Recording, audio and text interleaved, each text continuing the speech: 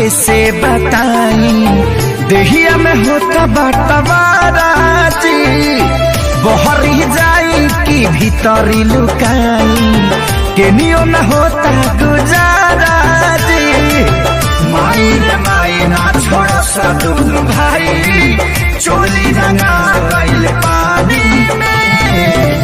हमर सैया जी डालस पलानी में छोटका देवर हो छोटका देवर दादा हमर सैया जी